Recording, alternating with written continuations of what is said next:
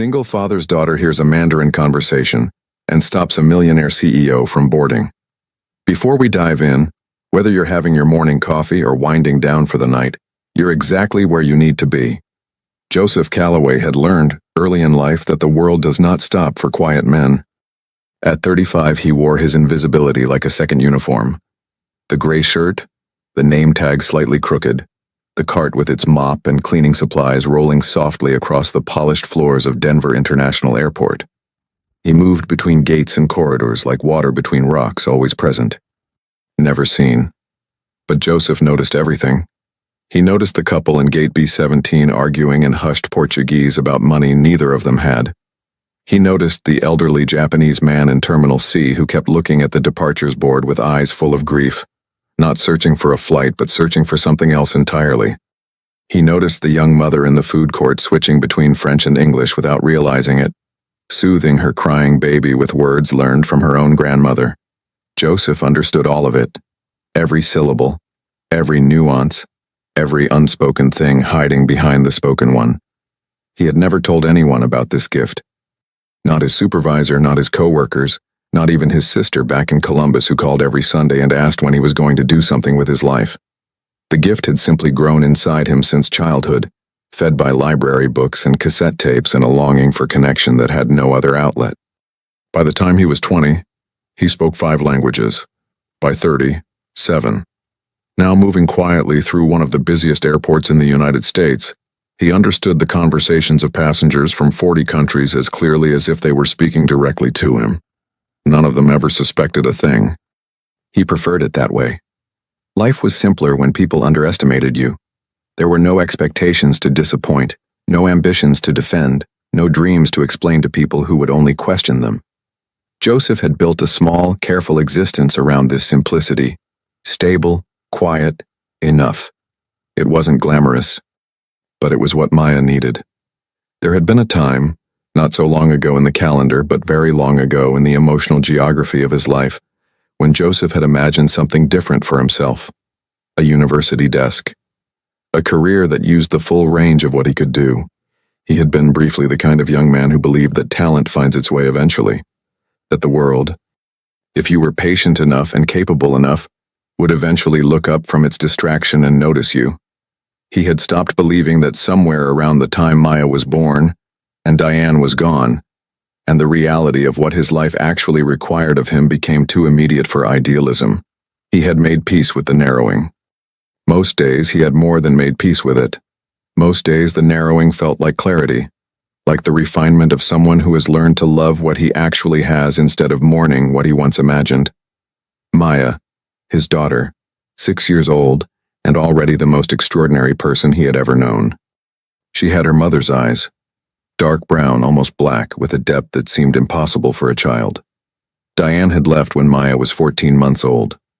Not dramatically, not cruelly, but with the quiet devastation of someone who simply could not stay.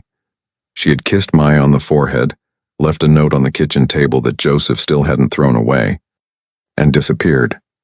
He had never spoken badly of her to Maya. He had never spoken of her at all, not yet. Maya was too young, and the truth was too complicated, and some wounds needed more time before they could be turned into stories.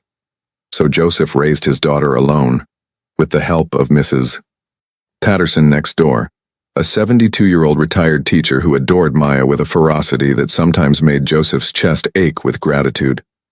Mrs. Patterson watched Maya on mornings when Joseph's shift started before the school bus came. In exchange, Joseph fixed things around her house, carried her groceries, and occasionally translated her Italian cooking shows with an ease that always left her speechless. It was a Tuesday in late October when everything changed. Joseph had finished cleaning the main corridor of Concourse B and was pushing his cart toward the service elevator when he heard it. A sharp, clear exchange in Mandarin, coming from just around the corner near the private aviation lounge. 2 men, neither young, speaking with the flat urgency of people who believed no one around them could understand. Joseph paused. He kept his hand on the cart and listened.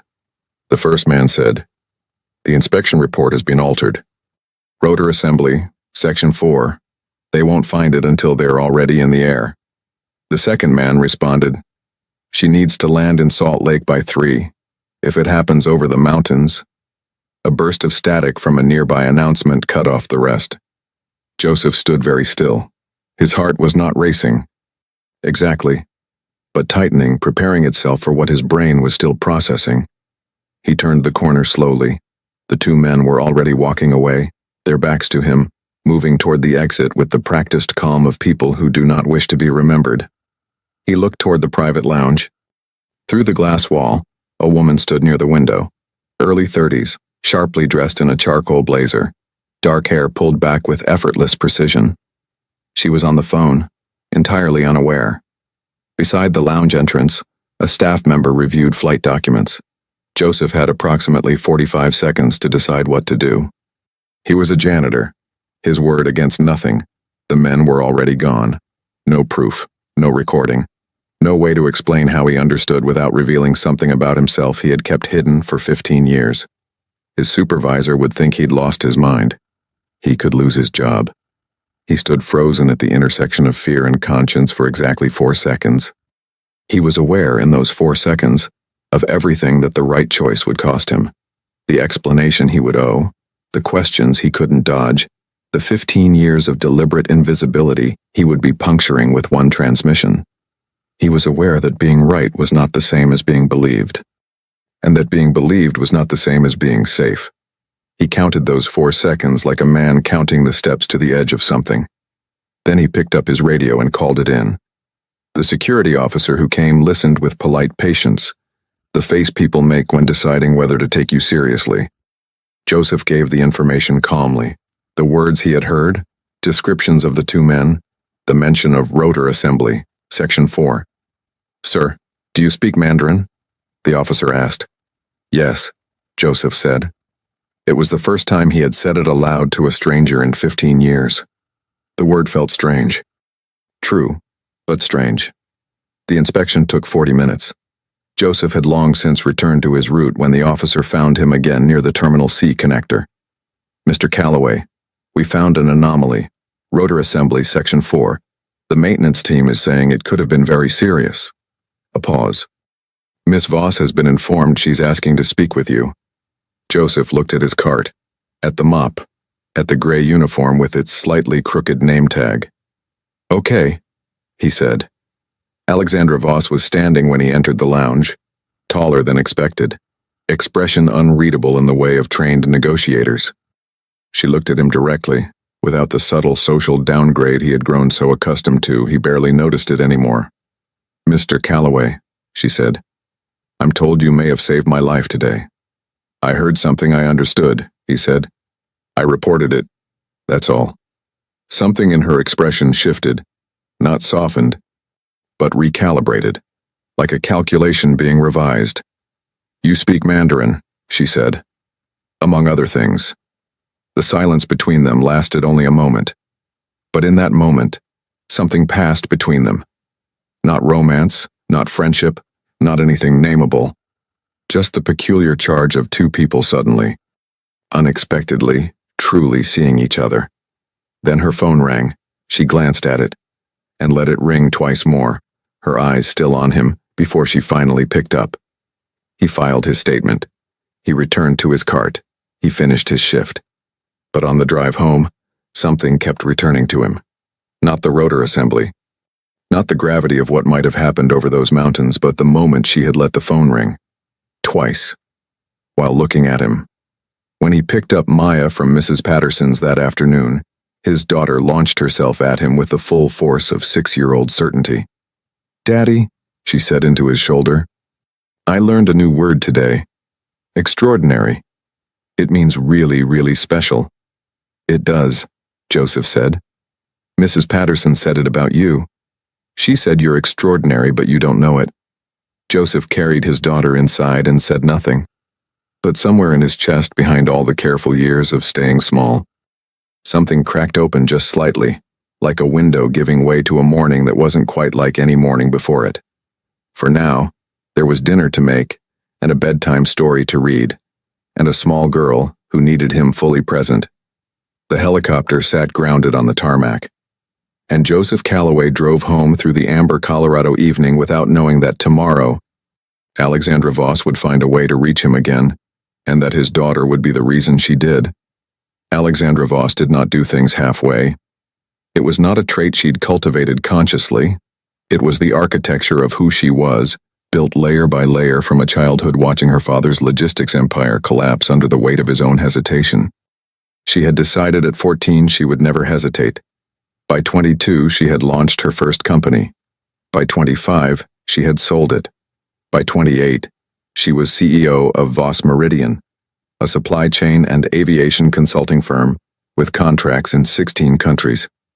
She had not once allowed herself to be surprised by another person.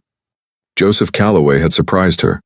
She sat in her temporary office at the Brown Palace Hotel the morning after the incident, her laptop open, 3 calls postponed, and a background check on Joseph Calloway on her second screen. It was not invasive. She had instructed her assistant Priya to keep it strictly public record. But what it showed was arresting in its quiet way. Joseph Marcus Calloway, 35. Single parent, 8 years at Denver International Airport. Preceded by a 3-year gap the records didn't explain. Preceded by 2 years at a translation firm in Chicago that had since closed. 1 year of community college. No degree, no criminal record, no social media presence whatsoever. Then the note Priya had added at the bottom. Airport HR confirms fluency in Mandarin, Cantonese, Japanese, Spanish, French, Arabic, and Portuguese. Self-taught, per original employment application. Listed under additional skills. Never followed up on by management. Alexandra read that line 3 times. 7 languages, self-taught. Listed under additional skills. Never followed up on. She closed the laptop and stared at the window. Outside, Denver was going about its morning with the brisk, purposeful energy of a city that believed in its own momentum. She thought about the man she had met briefly, the careful way he had spoken, the absence of performance in his manner, the steadiness of his eyes. She had met hundreds of people who wore competence like a costume. Joseph Calloway wore it like skin he'd forgotten was unusual. And there was something else. Something she hadn't been able to articulate until now, alone with her coffee growing cold. When she had thanked him, he had not deflected with false modesty. He had not inflated the moment for personal leverage either. He had simply stated what had happened with the clean precision of someone who has no interest in being perceived as anything other than what he is. In Alexandra's world, in the layered, self-promoting, angle-driven world of boardrooms and negotiations, that kind of response was so unusual it functioned almost like a foreign language. One she recognized, but hadn't heard spoken fluently in a very long time. She called Priya. I need to speak with Mr. Calloway again, not officially. I want to offer him something. I'm not sure what yet. His daughter attends Riverside Elementary, Priya said. He picks her up on days he's not on early shift. Today he's off at noon. How do you know that? You told me to find a way, Priya said simply. Alexandra arrived at Riverside Elementary at 2:45 and waited. She saw Maya before she saw Joseph. The little girl emerged near the front of the wave, dark braids flying, backpack bouncing, scanning the pickup area with the focused intensity of someone who knows exactly who they're looking for. When she found Joseph, tall now in clean flannel, her face broke into the kind of smile that adults spend their whole lives trying to remember how to make. Alexandra watched him crouch to Maya's level, listen to whatever urgent story the child was already telling, laugh at something, straighten up and take her hand. There was a fluency between them, the easy, unspoken language of 2 people who have learned each other completely. She had grown up in a house with staff and very little of that language, and watching it produced in her an emotion she could not immediately categorize. Something that might have been longing, if she had been in the habit of naming it. She filed it away under the broader heading of things to examine later, which is where she kept most of her interior life. She got out of the car.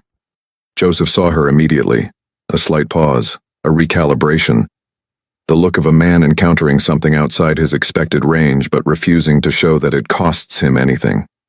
Miss Voss, he said. Mr. Calloway. She looked at Maya, who was staring up at her with enormous, unblinking eyes. Hi there. Hi, Maya said. Are you a friend of my dad's? I'm working on it, Alexandra said, and was somewhat surprised to find she meant it. Joseph's hand tightened slightly on his daughter's. This isn't something I expected, he said. I know. I'm sorry for the ambush. She paused, which was unusual for her. I wanted to thank you properly. And I wanted to ask you something. Daddy, Maya said, tugging his hand with the gravity of someone who has decided to participate. She has nice shoes. Joseph looked at his daughter with an expression equal parts exasperation and helpless love. Then back at Alexandra. She's not wrong. Alexandra felt something loosen in her chest. There's a coffee place 2 blocks from here, she said. If Maya likes hot chocolate, I know they make a good one. Maya looked up at her father with an expression so eloquent it required no words. 1 cup, Joseph said. Then we have homework. Maya pumped her free fist in a gesture of celebration that was entirely 6-year-old and entirely perfect. They sat in a corner booth at the press. Exposed brick walls. Good afternoon light. Maya studied her star-shaped marshmallow with the seriousness of a scientist before declaring it acceptable. Joseph ordered black coffee. Alexandra ordered the same, which made him glance at her briefly. The cataloging instinct of someone who pays attention. I looked into your background, she said when Maya was absorbed in her marshmallow. 7 languages, self-taught, never followed up on by your employer. She let the words settle. How does that happen? People see what they expect to see, he said. I work at an airport in a uniform. They expect a janitor. So that's what I am. That's not all you are. It's all I need to be, for now. He glanced at Maya. She's the priority. Alexandra studied him. She had a gift for reading people. She had built her career on it. But Joseph Calloway presented an unusual challenge. Nothing performed. No angle she could identify. Most people wanted something from her. Money, access, validation. Joseph appeared to want only for this conversation to be worth the time it took from his afternoon. I have a problem, she said. 3 key negotiations coming up. 2 in Hong Kong, 1 in Osaka, and my lead translator just withdrew. Personal reasons legitimate, but the timing is very bad. I need someone I can trust, someone with language skills and, she paused, the observational intelligence to catch things that go beyond words. I have a job, Joseph said. I'm aware. I have a daughter. Also aware. I'm a janitor at an airport. I don't have a passport that gets me into executive negotiating rooms. The passport can be arranged, so can the access. She held his gaze. What I can't arrange is the kind of instinct that makes someone report a conversation they overheard when every safe choice said not to. Maya looked up from her hot chocolate. Daddy always does the right things, she said, with the matter-of-fact authority of someone reporting scientific fact. Even when it's hard. Both adults looked at her. Maya returned to her marshmallow. Joseph did not say yes. He said he would think about it. Alexandra gave him her card. Maya asked if she could keep one too. For when I'm a businesswoman? Which produced the second genuine smile Alexandra had smiled in 2 days, and that alone felt like something worth noting. Walking back to their car, Joseph felt the card in his jacket pocket like a small foreign object, something that did not belong to the life he had constructed, but that had arrived in it anyway, insisting on being considered. I like her, Maya announced. You like everyone, Joseph said. No, I don't. I don't like Tyler from school. He says juice boxes are for babies. Fair point. But I like her, Maya repeated. She looked at you like you were important. Joseph said nothing. He was thinking about how children sometimes see the things adults have learned to stop looking for. That night, after Maya was asleep, he sat at the kitchen table with his coffee cooling and looked at Alexandra Voss's card. On the back, in handwriting that was precise and unexpectedly small, she had written, Some gifts are wasted in silence. A.V. He turned the card over, then back. Then he put it carefully in the drawer where he kept the important things. Maya's birth certificate, his mother's last letter, and a note on kitchen table paper he had never thrown away. He did not yet know that Alexandra Voss, 4 miles away, was on the phone with her head of security, learning something about the 2 men from the airport that would change everything. She thought she understood about what had happened, and who was truly at risk. The danger had not passed with the grounded helicopter. It had only, like a patient thing, changed its shape. 3 days passed. Joseph did his shifts. Maya went to school. The card stayed in the drawer. On the 4th day, Alexandra Voss called from her own number, which meant she had decided to make it personal before he had decided anything at all. Joseph answered in the break room, half his lunch eaten, the fluorescent light buzzing above him. "I need to tell you something," she said. "About the helicopter. There's been a development." Her voice was controlled urgency, someone who has processed a difficult reality and is now simply dealing with it. He set down his sandwich. "Tell me," he said. The 2 men from the airport had been identified. Not random saboteurs, but contractors with connections to a competitor firm, specifically a man named Douglas Hale, who ran a rival logistics consultancy. According to Alexandra's legal team, Hale had been engaged in an increasingly aggressive campaign to destabilize Voss Meridian's Asian operations for 18 months. "They weren't just trying to delay the flight," she said. "They were trying to ensure I didn't arrive in Salt Lake City in time for a contract signing. If the helicopter had made it to the mountains and suffered a mechanical failure..." She stopped, started again. "Whether harm was the intent or the acceptable consequence, we don't know yet. Are you safe now?" Joseph asked. A pause, as if she hadn't expected the question first. "My security has been increased. Yes. And you're telling me this because you're involved now, whether you wanted to be or not.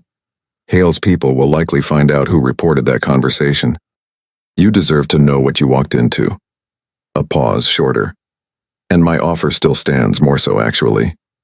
Joseph thought about the 3-year gap in his employment record, about Chicago and the translation firm, and why he had left a city he loved for a job pushing a cart through an airport. "There's something you should know about me," he said, "before you make decisions based on who you think I am. All right? I didn't stop translating professionally because of lack of skill. I was working for a firm that handled legal and financial translation. I discovered that one of our clients, a real estate developer, was using our translations to obscure the movement of money. Fraudulent contracts, misdirected liens, I reported it. My employer didn't appreciate that." He paused, and for a while afterward the developer made things difficult for people connected to me. "How difficult?" Alexandra asked. "Difficult enough that I moved, started over, kept my skills quiet." He looked at the corridor. "I have a daughter. When I say she's the priority, I don't mean it as a figure of speech." Silence. Then, "You reported financial fraud at professional risk to yourself, then relocated to protect your child, and have been quietly doing the work of someone with a graduate linguistics degree while holding a janitorial position for 8 years. That's one way to frame it. Is it an inaccurate one?" "No." "Joseph." It was the first time she had used his first name, and she did it without announcement, as if it had simply become the right word. "I understand why you've stayed small. The invisible life, it's already been disrupted. The only question now is whether you navigate what comes next alone or with resources behind you." "I need to think," he said. "Of course. But Joseph, think tonight. Things move quickly in Hale's world." He went back to his shift. He cleaned Terminal B with the same thoroughness he always brought to it. And he thought. He thought about Maya, and about risk, and about the difference between choosing invisibility and losing that choice. He thought about what it had cost him to build the small life he had, and what it would cost to let something large and complicated into it. He thought about the 2 men in Mandarin, and the way danger, in his experience, never announced itself as danger. It announced itself as something that looked almost ordinary, right up until the moment it wasn't. He thought about the word his daughter had learned, extraordinary. He had never applied it to himself. He had been deliberate about that. Deliberate the way you are deliberate about things that feel dangerous to want, because wanting them makes you vulnerable to losing them. If you never called yourself extraordinary, no one could hold that claim against you. No one could remind you of it when you were mopping floors at 5 in the morning. No one could use it to measure the distance between what you were and what you might have been. He picked up Maya at 3:15. She was carrying a drawing from art class, a family portrait in the uninhibited palette of someone who has not yet learned to be conservative with joy. He was there, tall and gray. She was there, small and blazing yellow. And next to him, she had drawn a third figure in sharp charcoal blue. "Who's that?" he asked, though he suspected. "The lady," Maya said simply. "I put her in because she's part of the story now." Joseph looked at the drawing for a long moment. His daughter, with her mother's eyes and her own remarkable instincts, looked up at him with perfect calm. That evening, Joseph sat across from Mrs. Patterson in her kitchen and told her more than he had told anyone in 8 years. Chicago, the fraud, the move, the decision to stay hidden, the helicopter and Alexandra Voss and Douglas Hale. Mrs. Patterson listened without interrupting.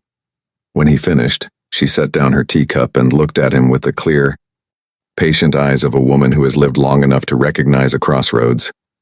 "Joseph," she said, "you've been protecting Maya so hard, you forgot to protect the rest of yourself, the part that knows things." She paused. "What does Maya need most in the world?" "Safety," he said immediately. "Stability." "She needs a father who's fully alive," Mrs. Patterson said. "There's a difference." He was quiet for a moment. The kitchen smelled of chamomile tea, and outside the window, the October dark had settled fully over the neighborhood. He had sat in this kitchen dozens of times, over broken appliances, over Maya's report cards, over the occasional Sunday when the apartment felt too quiet, and Mrs. Patterson's door was the answer to that particular kind of quiet. He trusted this woman the way you trust people who have chosen to be present without being asked, year after year without expectation of anything more than the company. "I'm afraid," he said, and it was the first time he had said that to anyone in a very long time. Mrs. Patterson nodded, as if she had been expecting him to arrive at exactly that word. "Of course you are. Afraid is what you feel when something actually matters." She reached across the table and patted his hand once. Firmly. "The question isn't whether to be afraid. The question is what you do while you are." He walked home in the October dark, leaves skittering across the sidewalk, the neighborhood quiet and amber-lit and familiar in the way of things you have chosen, specifically because they ask nothing of you. He checked on Maya, asleep, her favorite book face down on the pillow as if she had simply dozed off mid-sentence, dog-eared at a page about a man who discovered the ordinary thing he'd always been was actually something remarkable. Joseph went to the kitchen, opened the drawer, picked up his phone and dialed. Alexandra answered on the second ring. "I'm in," he said. "But I have conditions." "Of course you do," she said. Something in her voice, not quite relief, but close to it. Close enough that he noticed. He told her. Maya's safety was non-negotiable. His role needed to be clearly defined, he would translate. Observe, advise, but he was not an operative. And whatever came next, he was to be treated as a professional with his own judgment, not an asset to be managed. Alexandra agreed without hesitation to all three, which was itself something to notice. "One more thing," he said. "Name it." He thought of his daughter's drawing. The charcoal blue figure. The certainty of a 6-year-old who had simply decided this person was part of the story now. "This doesn't cost Maya anything," he said. "Whatever happens, Maya pays no price for it." A pause. Different from the others. Softer. "Agreed," Alexandra said. "Absolutely agreed." He hung up and stood in the quiet dark, feeling the architecture of his life shifting, not collapsing, not breaking, but expanding, the way a room expands when you open a window you had kept shut too long. He did not yet know about the folder on Douglas Hale's desk.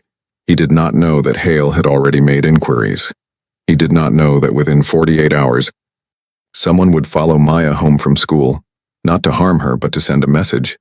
And messages, in some ways, are worse than harm, because they are the language of people who want you to understand exactly how much they could do if they chose to. He didn't know any of that yet, but he was in. And sometimes, the most important thing a person can do is simply stop pretending they're not. The October wind moved through the gap under the apartment door, and he could hear, faintly, the sound of a television from the unit above, the familiar noise of someone else's ordinary evening. He stood in the hallway and listened to it. That sound of regular life continuing unremarkably on all sides, the way it always had. He had found comfort in that sound for 6 years, the comfort of ordinariness surrounding him, defining the edges of the world he had chosen. He was not sure tonight whether he would find comfort in it anymore.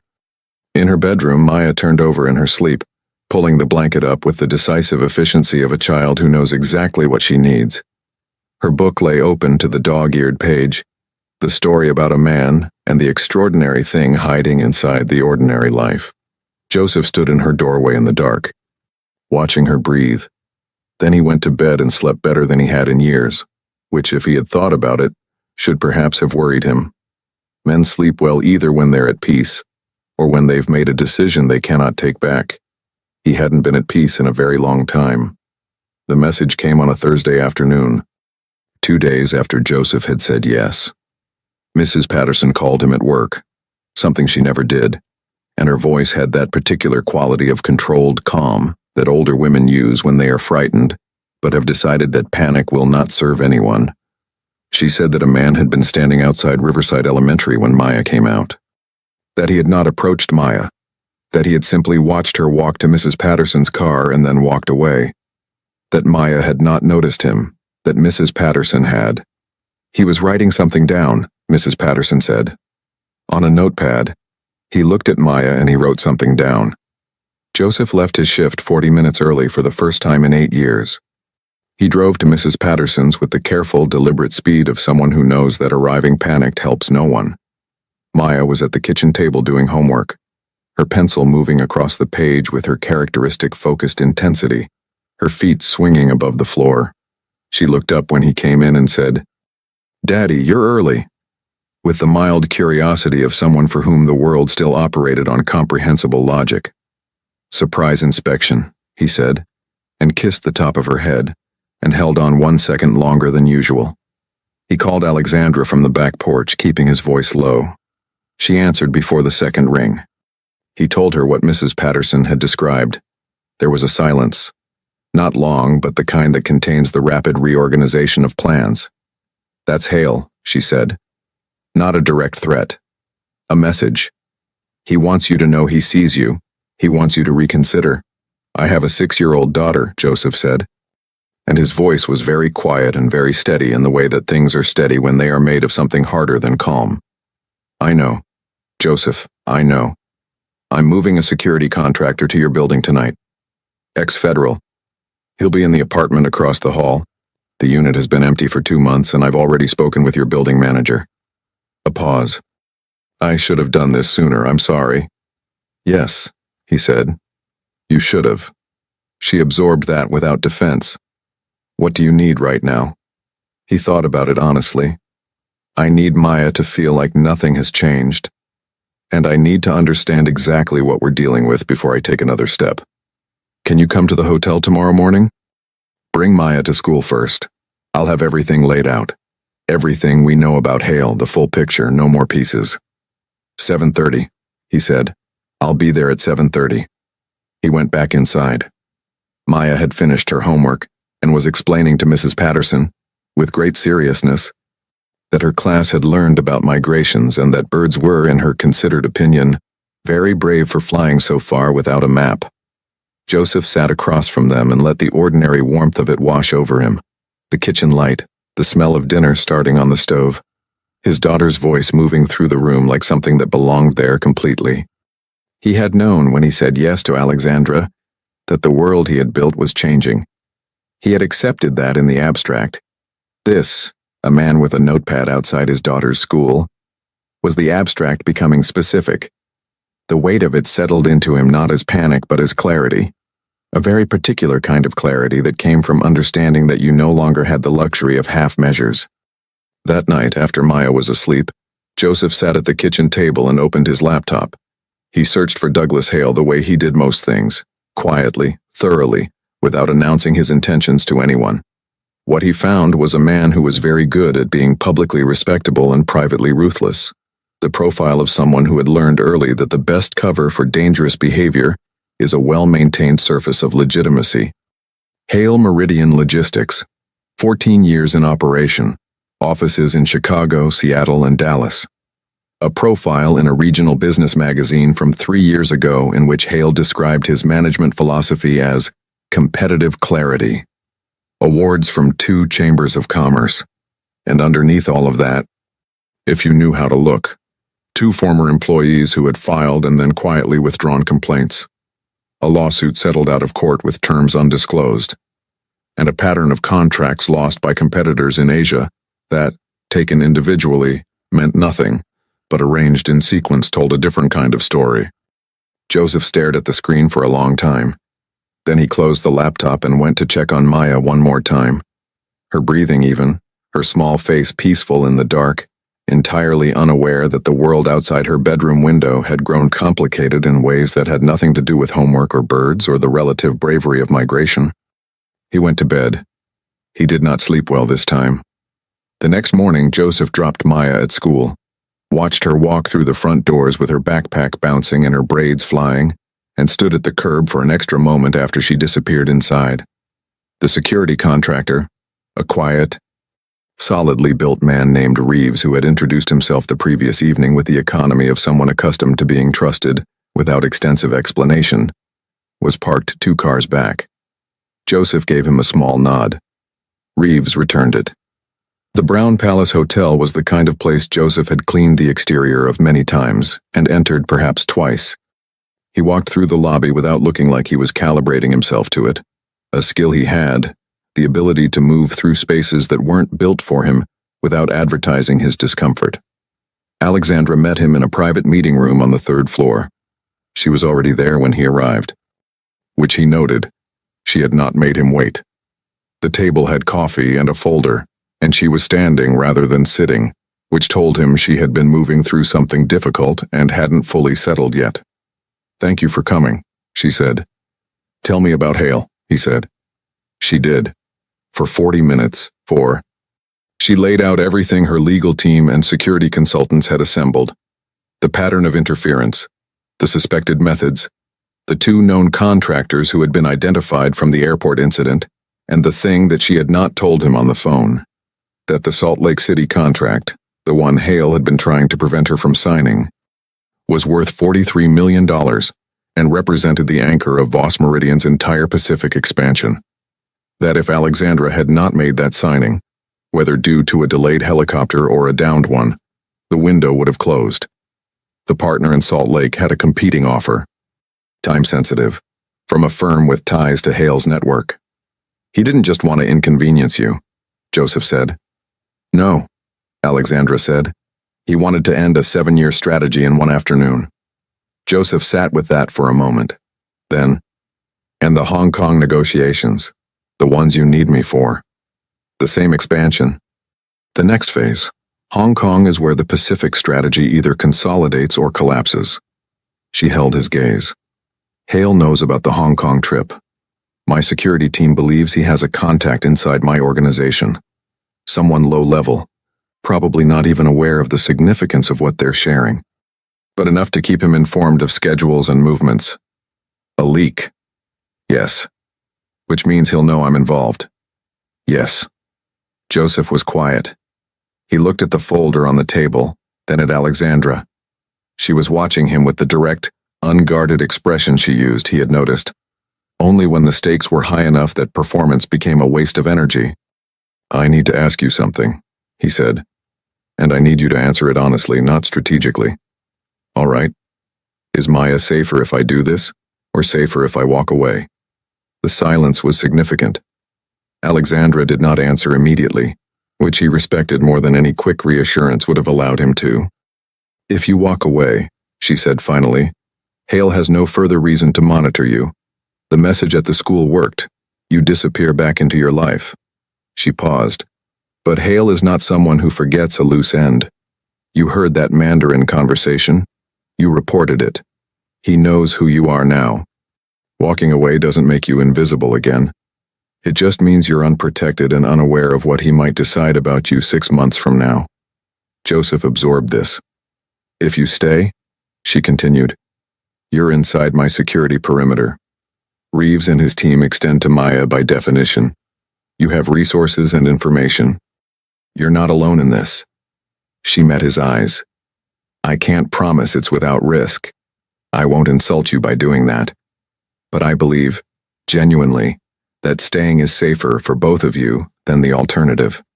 Joseph looked at his hands on the table. He thought about the notepad, about a man watching his daughter walk from school without Maya ever knowing she was being watched, about the particular terror of danger that presents itself as nothing, as just a man on a sidewalk, writing something down. I'll need to know everything, he said. Not summaries. Everything. Yes, Alexandra said. And if at any point I believe Maya's exposure outweighs the benefit of my involvement, I withdraw, immediately without negotiation. Agreed. He picked up his coffee, took a sip, set it down. Tell me about the Hong Kong contacts. I want to understand what I'm walking into before we're in the air. Something shifted in Alexandra's expression. Not relief exactly, but the particular release of tension that belongs to someone who has been carrying a weight alone and has just felt another pair of hands take part of it.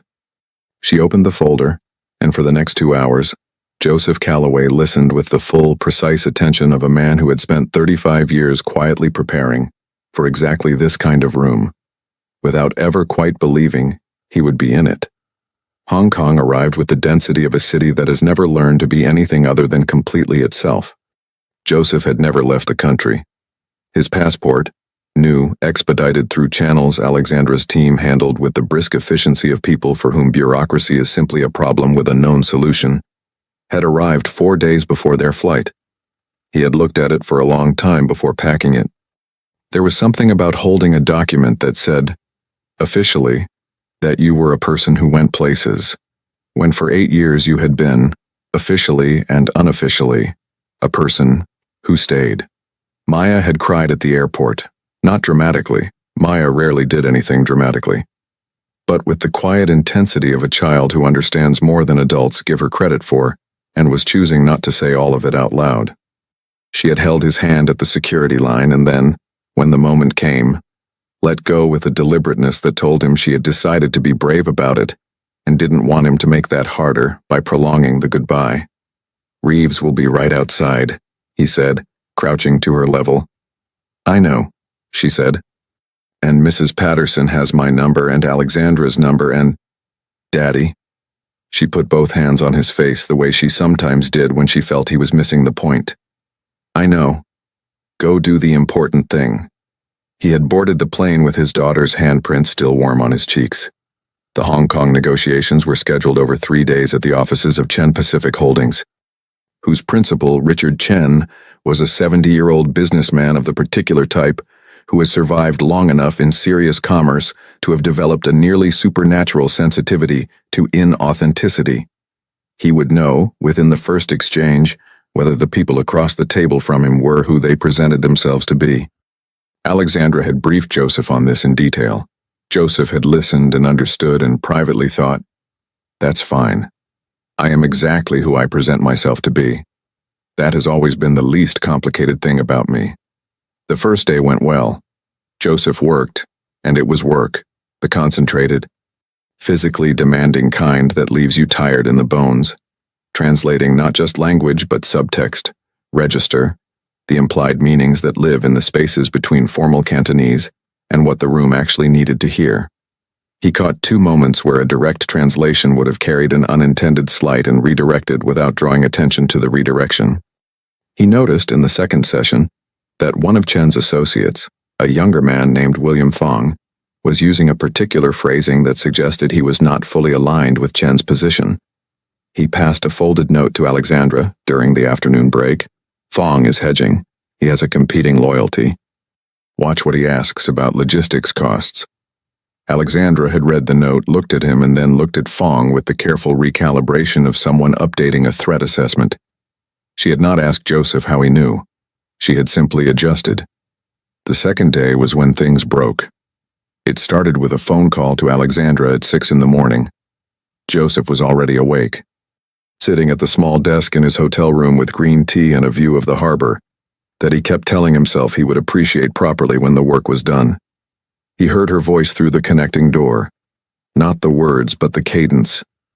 The rapid, controlled sequence of someone receiving difficult information and processing it in real time. She knocked on his door 7 minutes later. She was dressed, which meant she had not slept much. Her expression had the particular quality of someone who has just had their understanding of a situation revised significantly and is now deciding what that revision requires of them. "Hale is here," she said. Joseph set down his tea. "Not in this building," she said. "In Hong Kong. He flew in yesterday. My security contact at the airport flagged his entry. We had him on a watch list after the Denver incident." She paused. "He's staying at the Mandarin Oriental, 3 blocks from here. Is he targeting the Chen negotiation directly? We don't know yet. But..." She stopped. Started again, and this was unusual for her. The false start. "There's something else." Reeves called, early this morning.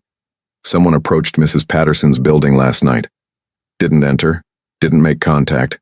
Just stood outside for a while and then left. The room went very still.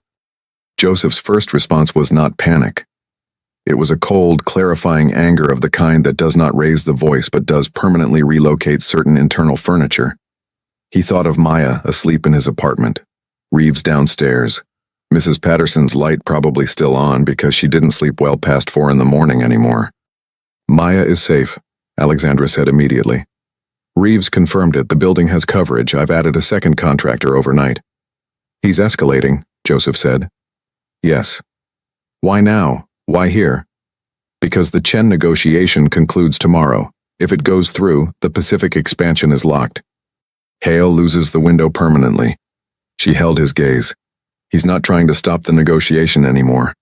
I think he's trying to force me to pull out, to make me believe the cost of continuing is too high." Joseph stood up. He walked to the window and looked at the harbor. The extraordinary, indifferent beauty of it.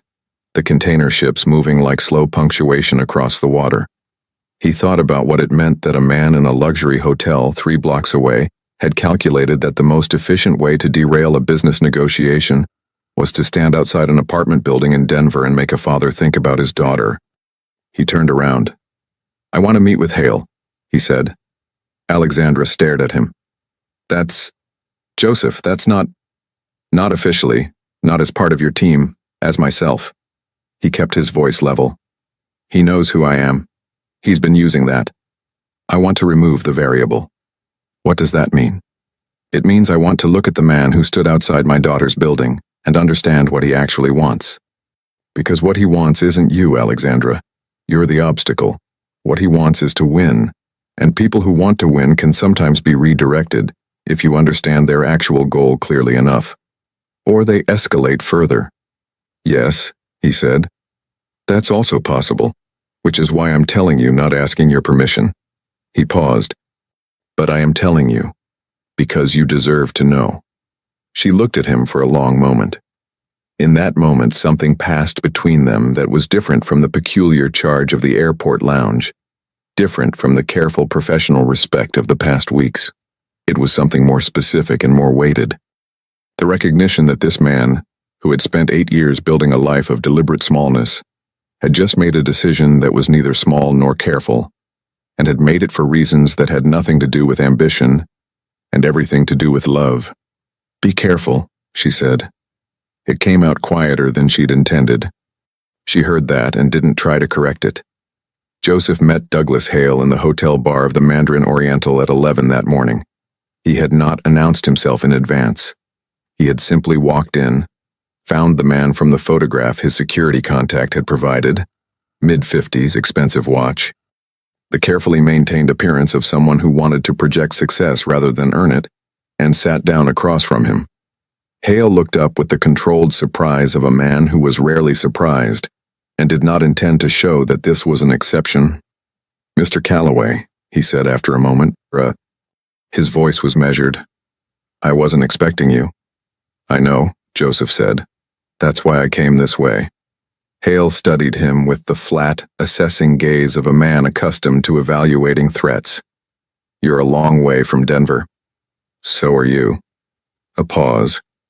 The bar was quiet at this hour. A few business travelers. The low sound of the city beyond the glass.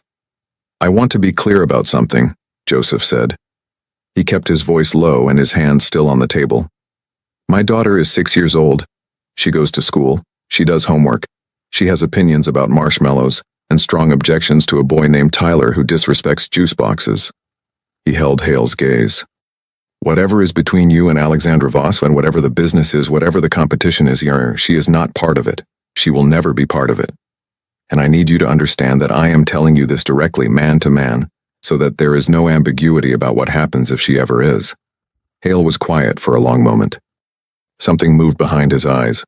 Not remorse exactly, but a recalculation. The look of a man who had expected a certain kind of opponent and was encountering a different one. You're not what I expected, Hale said. No, Joseph agreed. I'm not. Another silence. Then Hale picked up his glass, looked at it, set it down without drinking. You know this doesn't change the business situation. I know, Joseph said. I'm not here about the business situation. That's not my fight. I'm here about my daughter. He stood up. He straightened his jacket. The good one, the one Alexandra's assistant had quietly arranged to appear in his hotel wardrobe, without either of them making a production of it. Enjoy Hong Kong, Mr. Hale, he said. He walked out of the bar and back into the bright, relentless morning of the city, and did not look back. His hands were not shaking, which surprised him slightly. He had half expected them to shake, but they were steady. The steadiness of someone who has just done the thing they were most afraid to do and found. On the other side of it, that they were still standing. He called Reeves. Maya was fine. She had eaten breakfast and was telling Mrs. Patterson about a dream involving a very large and apparently opinionated parrot. He called Alexandra next. Done, he said. And? Her voice was careful. And I don't think he'll touch her, Joseph said. I can't guarantee it. But I looked at that man and I said the thing that needed to be said and he heard it. Some messages only work face to face. A pause. How did you know he'd hear it? Joseph thought about this honestly. I didn't, he said. But some things are worth saying even when you're not sure they'll land. The negotiation concluded the following afternoon. Richard Chen signed. The Pacific expansion was locked. Joseph sat in the conference room afterward while Alexandra's team processed the paperwork, and he felt something he hadn't felt in so long he'd almost forgotten the shape of it. The solid, uncomplicated satisfaction of a thing done well in a room where he had been fully, undeniably himself. Alexandra found him there 20 minutes later. Most of her team had filtered out. The harbor was gold and enormous beyond the window. She sat down across from him. She didn't say anything immediately, which was one of the things he had come to appreciate about her. The way she didn't fill silences reflexively. I need to tell you something, she said finally. And I need to tell you now before we're back in Denver and everything goes back to being complicated. He waited. When I looked into your background in that hotel room in Denver, she said, I was looking for a resource, someone useful. That's how I framed it to myself. She paused. That framing didn't survive very long. Joseph was quiet. I don't know what this is, she said. I'm not someone who knows what to do with things that don't have a clear framework. But I know that what I feel when I look at you is not professional interest. She held his gaze with the directness she brought to everything. And I think you deserve to know that. The harbor went gold outside the window. Somewhere below, the city moved with its habitual, extraordinary indifference to any individual story happening inside it. I have a 6-year-old daughter, Joseph said. I know. She will always come first. I know that too. A pause. I'm not asking to come first, I'm just asking to be honest. He looked at her. This woman who had arrived in his life via a grounded helicopter, and a child's instinct, and a note written in small, precise handwriting on the back of a business card. He thought about the phone ringing twice while she looked at him. About the card in the drawer with the important things. About a drawing in yellow and gray and charcoal blue. Okay, he said. Let's be honest then. It was not a declaration. It was not a beginning exactly. It was the particular kind of moment that only becomes significant in retrospect. When you look back and realize that the quiet word said in a conference room above a golden harbor was the hinge on which everything else turned. Outside, Hong Kong burned with light. and inside, two people sat across a table from each other and allowed for the first time the possibility of something neither of them had planned. 3 months after Hong Kong, on a Saturday in late January with snow on the ground and the particular quiet of a Colorado morning that has decided to be gentle, Maya Calloway sat at the kitchen table with a piece of paper in front of her and a look of great concentration on her face. She was writing a letter. This was not unusual. Maya had been writing letters since she was 5 to Mrs. Patterson, to her teacher, once memorably to the mayor of Denver about the inadequacy of the bike lanes near her school. A letter that Joseph had mailed with a straight face and about which they had, to Maya's enormous satisfaction, received an actual response. But this letter was different, and Joseph knew it was different because she had asked him to leave the kitchen for 10 minutes while she worked on it, which was the kind of request that a parent learns to honor without asking questions. He made coffee in the living room and thought about the last 3 months. The Chen Pacific contract had closed cleanly. Douglas Hale had made no further moves against Alexandra, or anyone connected to her, not since Hong Kong.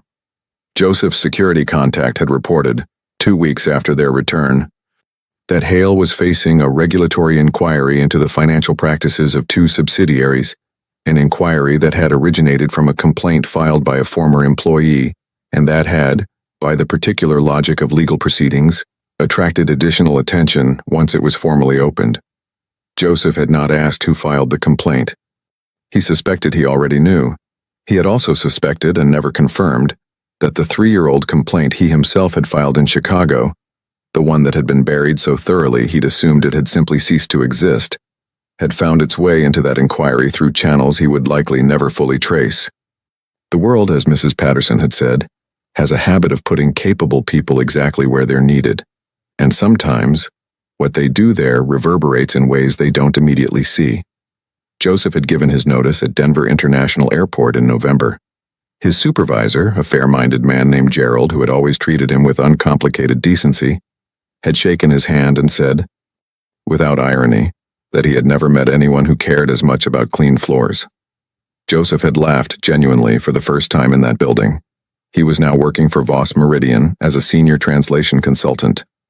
The title had taken some negotiation.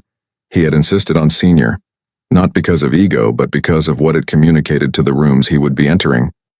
And Alexandra had agreed immediately, which he was learning was her way of indicating that she had already thought of it herself. His work was interesting. It used the full range of what he could do. He came home at reasonable hours. He still picked Maya up from school every day he could, because some things were not negotiable, and both he and Alexandra understood that clearly. He and Alexandra were navigating something. That was the word he had settled on for it. Navigating. Not because it was uncertain or tentative, but because it was honest. She was at Voss Meridian 4 days a week and traveling the 5th. He was present for Maya in the way that Maya's life required. They ate dinner together on Thursdays, which had started as a professional debrief and had, by quiet agreement somewhere around the 3rd week, become something else. Maya treated Alexandra's presence at the table with the matter-of-fact comfort of someone for whom this arrangement had already been decided some time ago. She was in the drawing, Maya had explained to Mrs. Patterson, when Mrs. Patterson had asked with careful delicacy how Maya felt about things. So she was always going to be part of it. Mrs. Patterson had relayed this to Joseph with an expression that suggested she found it both perfectly logical and entirely profound. The kitchen door opened.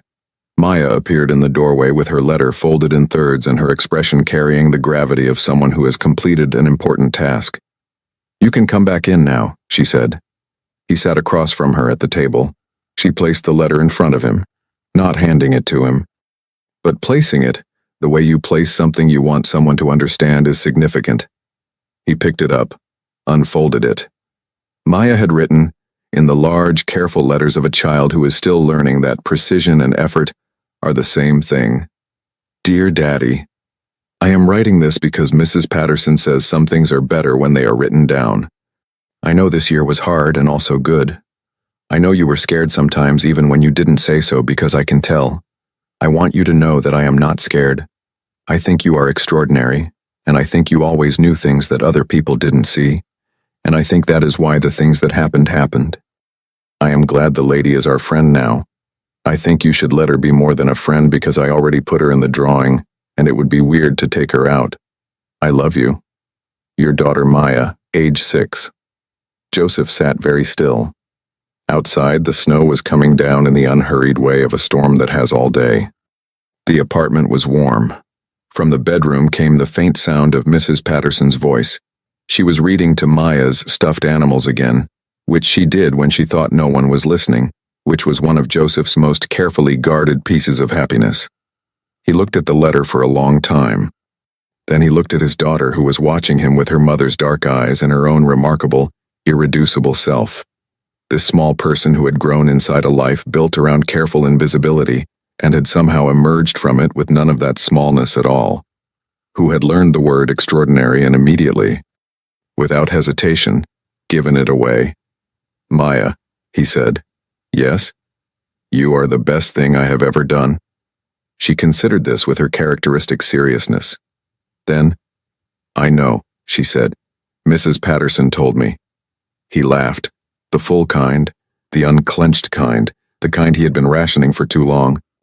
Maya looked pleased with herself in the way she always did when she made him laugh like that, which was frequently and intentionally, because she had decided early in life that making her father laugh was one of the most important things she could do, and she was not a child who identified important things and then failed to act on them. He called Alexandra that afternoon.